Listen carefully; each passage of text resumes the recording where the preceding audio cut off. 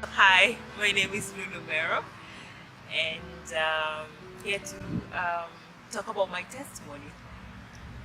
It's quite interesting one. I'm a firstborn in my family of three children, and I have two brothers. Um, my father is an ambassador, and we appeared first to started living in New York before coming to Geneva, and now my parents are back in New York. But growing up in New York, it was a different lifestyle. I remember when we started life there, I was 14 years old, and so I was able to finalize my high school before I went to college, university. I was a nerd, and as my Harry Potter glasses, and I was very let's say what introvert type of person.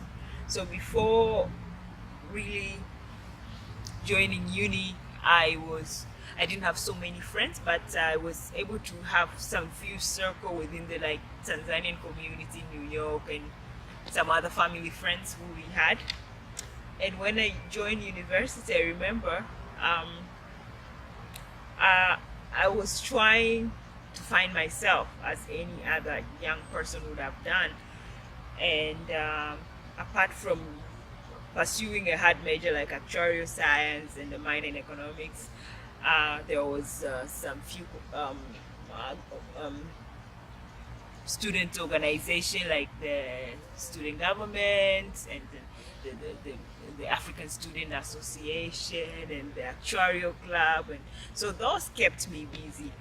And so I found myself being busy at that time until the third year when something came and hit me up. And that's when I had somebody who came into my life like a friend, and it was a bad influence.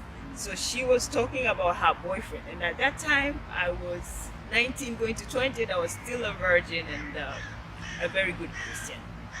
And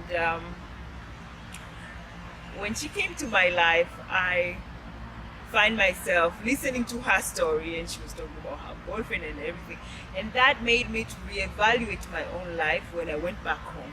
And I said, why am I still a virgin?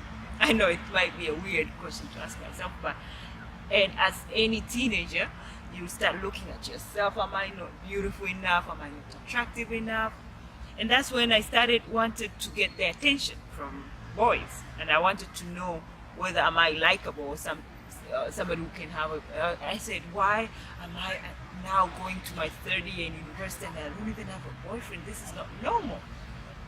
I remember trying to change the way I dress up. I remember trying to fit in with the American culture. And remember, we were living in New York City, so everything happens in New York.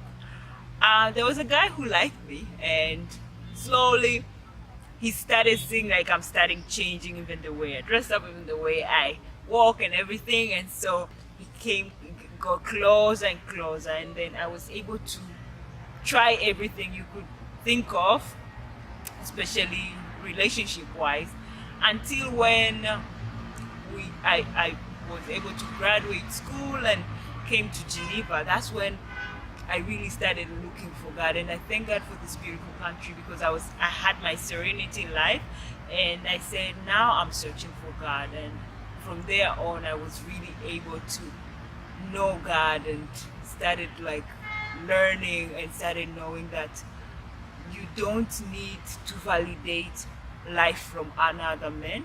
You do not need to validate that you're beautiful or that you're enough by getting love from somebody else. And by searching God in Geneva, that's when I completely surrendered my life to Christ, and I thank God for that.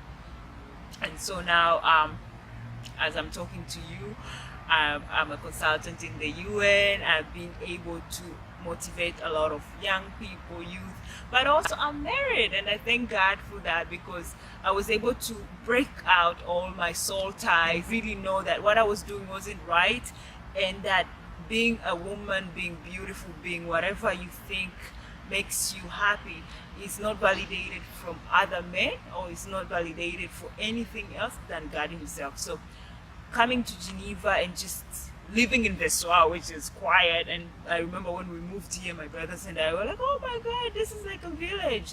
It's so quiet, from the Times Square lifestyle to Vessoir or Geneva lifestyle. We were, closing shops on Sunday and those kind of things. But then by going to like a church like Church of Nations, and we were Lutheran in general growing up. So slowly, when I was searching for God, that's when I started I even visited Crossroads.